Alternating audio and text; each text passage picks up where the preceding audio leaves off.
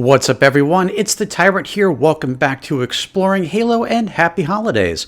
Today we're doing the mission High Charity, or as I like to call it, Gravemind Part 2. And the first thing I wanted to see is where the Pelicans go when they're not pulling a launch pad McQuack. So the first thing I did was, using the blue trainer, I went ahead and just hopped on top of one to see where it went.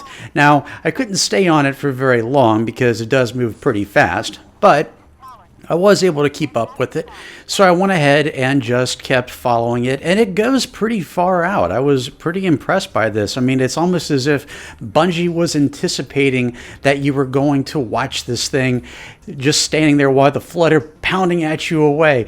But anyway, you can go pretty far out. It actually dips down pretty low into the city, and then finally it just disappears. Now, they probably all go in different places, but this is where this particular one went.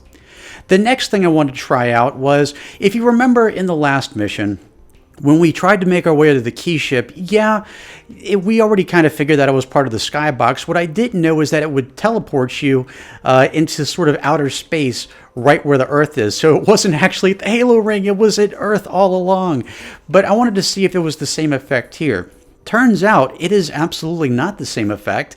If you keep going, it just eventually hit an invisible barrier, doesn't despawn you or anything like that, like it typically does for these missions. You just pretty much hit a brick wall. Then you can turn around and see most of the outside of the mission High Charity. Weirdly enough, if you look, you can see the tower where the Mausoleum of the Arbiter is located, and all the pathway leading up to it is just not there. That doesn't really surprise me, but it would have been kind of cool if it had been there, because I figured at some point Gravemind and High Charity were probably the same mission, but they ended up splitting it up, much like many of the missions in this game.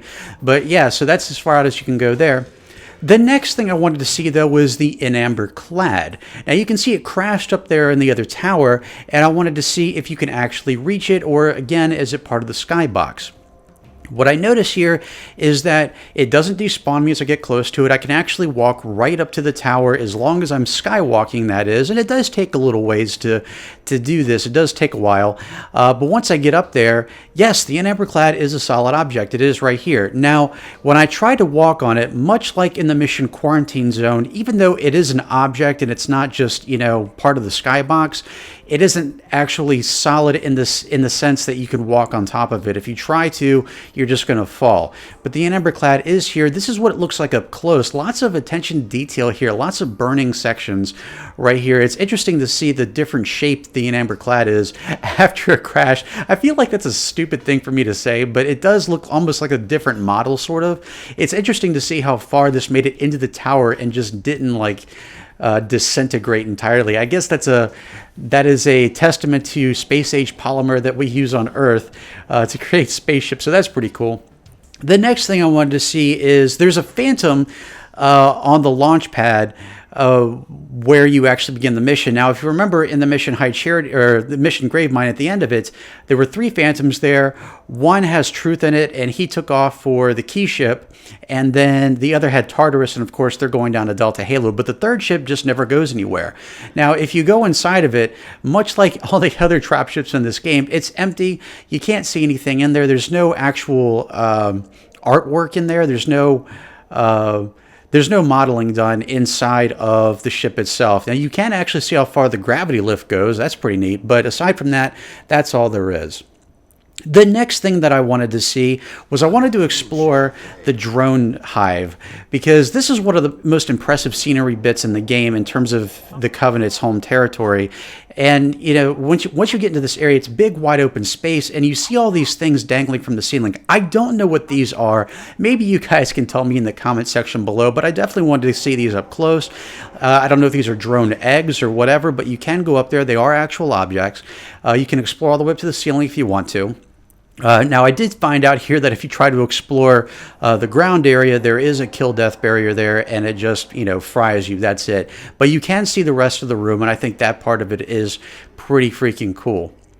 The next thing that I wanted to see is, how when you're going through the rooms, the first one has Honor Guard brutes and a bunch of Covenant. The second one has Flood. They're all just wandering around, newly formed Flood right there. If you look outside the window, you'll see Gravemind Tentacles.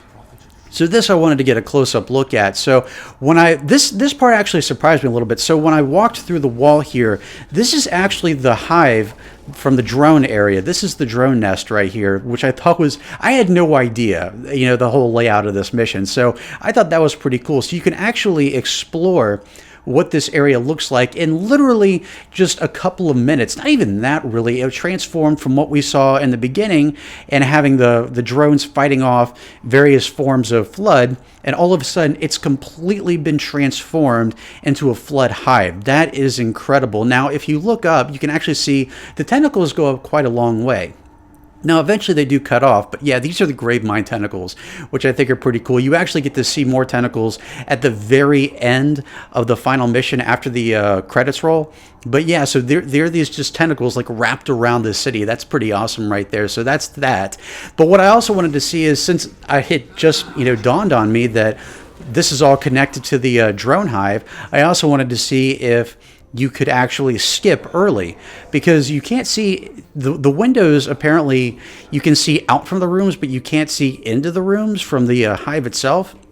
So apparently, if you walk through the wall, you can just spacewalk through the air, and when you walk through the wall, yeah, you can actually get to the rooms early on, and you can proceed through the mission. Now, you can only proceed so far, because when you get to the final area, it kills you just for being there. That's all that happens. So you can't go but so far, but I did think it was pretty cool that you could get at least this far out. And again, I had no idea that all this stuff was connected, so I learned something new from this.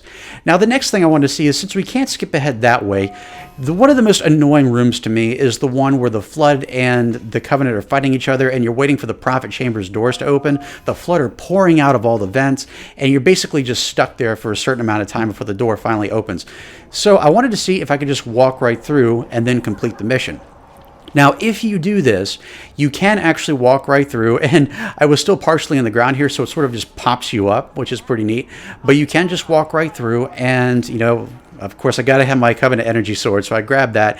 And yeah, you can actually proceed through the mission as normal. When you get to the top area, there won't be any enemies there, but you can actually finish the mission, which I think is pretty awesome. However, this did pose a problem for the next thing I wanted to see, and that was to see how far that beam that the Master Chief takes out to the key ship goes. Now, we know that there was a cut part of this mission where you're supposed to drive a Warthog all the way to the key ship or something like that, or at least a fairly decent portion of the way, and the beam is there the entire time. So I was curious to see how far the beam actually goes, or if you could even take that to a point where you can see a fully 3D rendered model of the ship, because keep in mind that in the cutscene at the end of this, there is a fully rendered model of the key ship. Now, what I did find here is if I just try to walk on top of the beam, it will just end the mission as soon as I'm on the ledge. So I tried doing this a bunch of different ways. I tried seeing that if I came over and try to approach from the side and try to clip through any barrier, it still ends the mission. There's nothing physically there that stops you or anything. It doesn't despawn you, but it just simply ends the mission. So that was a little bit disappointing for me, but at least I got to see a bunch of cool stuff, and I did learn about that too. So they fixed it specifically so that you could not travel the beam, even if you grenade jumped up to it. So I thought that was pretty intelligent on their part. A little let down on mine, but I do understand. But yeah, so this is Exploring High Charity, or again, as I say, Gravemind Part 2, and I'd love to hear what your thoughts on this are. I'd love to hear if you learned anything new about this mission today, because I certainly did, and I want to know if you guys did too. And I'd love for you to share your thoughts with me in the comment section below. And I want to take a moment to thank you all for taking the time out of your busy day to sit down and watch this video. I really do hope you enjoyed it. And if you did, I hope you'll consider subscribing for more great content right here on MythicTyrant.com. Don't forget to tune in next week for our finale for this series. And on that, I hope you guys have a very happy holiday. I'll catch you all right back here next time. And as always, I'm the Tyrant, signing off.